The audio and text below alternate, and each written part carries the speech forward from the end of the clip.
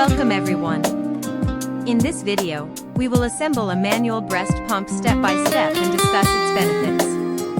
Step 1. Clean all pump parts using warm water and mild soap.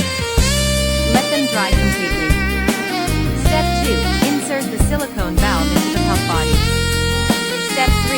Attach the breast shield securely. Step 4. Screw the collection bottle tightly. Step 5. Attach the handle and test movement. To use it, sit upright and relaxed. Place the shield over your nipple and gently press the handle.